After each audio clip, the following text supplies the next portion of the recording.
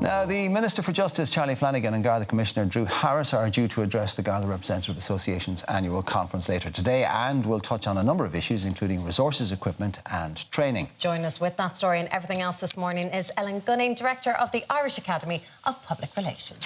Now, Ellen, the Garda Representative Association they've rejected assertions by the Minister that the Gardaí are adequately resourced and have called for an increase in the Garda budget and more equipment and training. And he says, we think you're adequately resourced. They're saying, clearly we're not.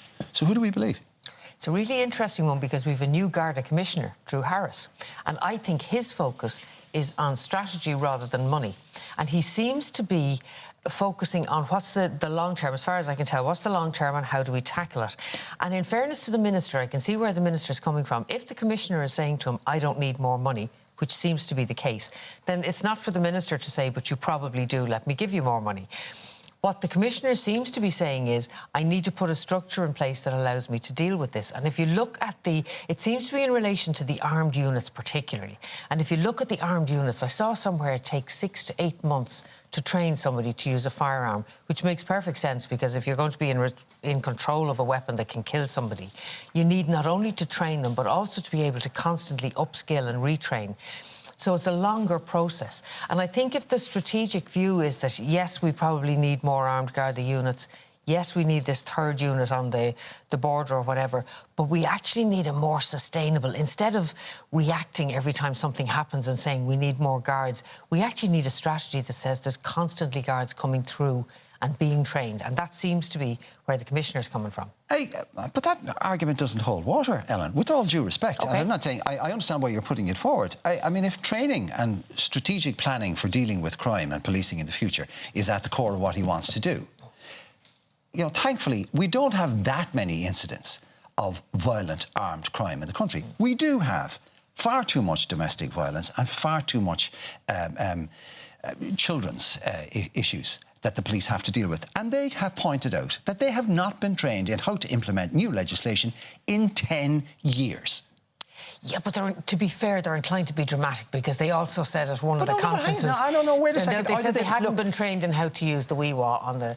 But there's new legislation has been introduced. Rafts of new legislation have been introduced in this area. They haven't gotten any training in it in 10 years. But that is strategy, Mark.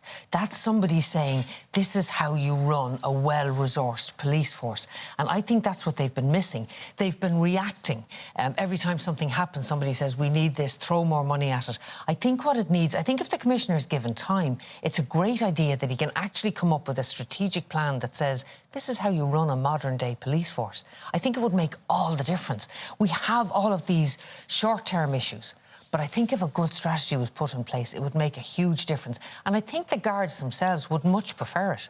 If I was a guard, I'd much prefer to know that I had regular continuing professional development that upskilled me on new legislation that came through and what I was actually required to do or what I could do or what best practice was everywhere else. It's a strategic overview. OK, but does good strategy not require proper money and proper funding? It does, but again, I'd come back to if your chief executive, if your commissioner says, I don't need money right now, I need to figure out what I need to do, and then I'll come back to you and tell you what I need the money for. Okay. If I was the minister, I'd sit and wait for him. Maybe he's being told don't ask for more money, but we'll see what he has to say. Ellen, can we talk about vaccinations again? Simon Harris is seeking legal advice on whether mandatory vaccination is actually allowable under our constitution. So tell us exactly what is happening right now. Legally, you can't just introduce this overnight. It's really interesting because this is because of measles. Yeah. And measles is on the rise again worldwide.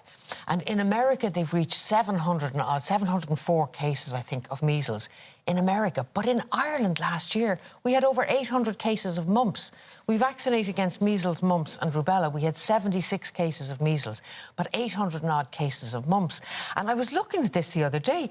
In the 1960s, before vaccination was introduced, there were over 48,000 people hospitalised every year with measles. It causes brain swelling. There were over 1,000 people a year with brain swelling and 400 to 500 people a year in Ireland who died of measles.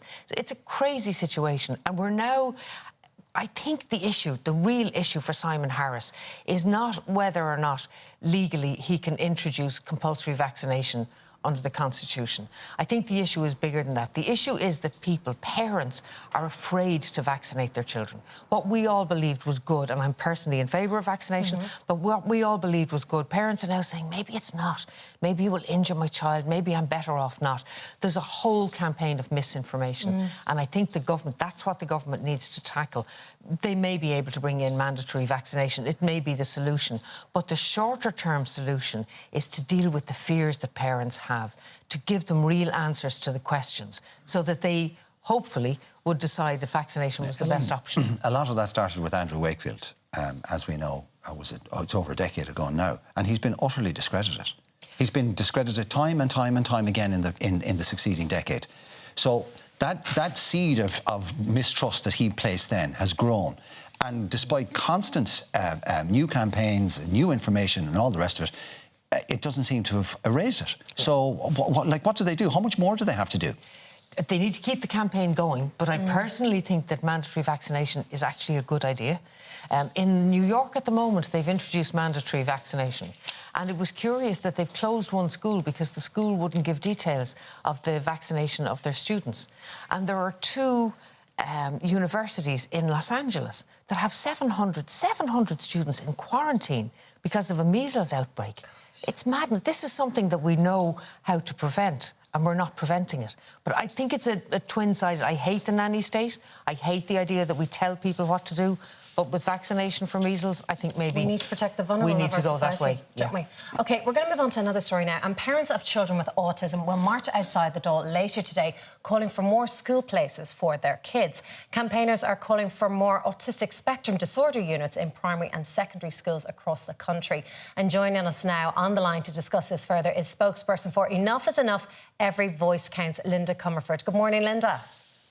Good morning, how are you? So tell us about the protests that you have planned today. What exactly are you hoping to achieve, and what is going to be happening today at 11 o'clock? Yeah, so as you know, we're gathering outside Leinster House at 11 o'clock. We're expecting really, really huge numbers, and we have a number of speakers. So some of them will be parents of children who have no adequate school place for this September, parents of children who have to travel really, really far to get to a school. And I suppose every year we hear stories of parents who are really worried and frustrated because they can't get an appropriate place in a school for their child. But this year just seemed to be so much worse, which of course is what prompted the protest. But some of the issues are that we have children maybe who need a special school, and because they don't have enough places in the special schools, they're in ASD classes. And in the ASD classes, then they're not getting the right supports that they would need. And that place then, once a child goes into an ASD class, there's a maximum of 6 students in that class, and they're in that from the time they enter school up until 6th class, and with the exception of 1 or 2 who leave a bit earlier. So that means then that no other children can go into that class until those children leave. So you can see how if you have a number of children coming up then in the following years, there is actually nowhere for them to go.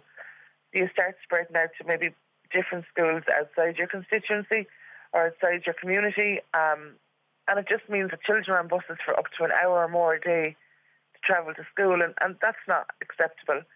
And there always seems to be this push that for true equality we need to have our children in mainstream. But we dispute that, and we say for true equality we need our children to have an appropriate education in a setting and a school that meets their needs by staff who are adequately qualified to teach them.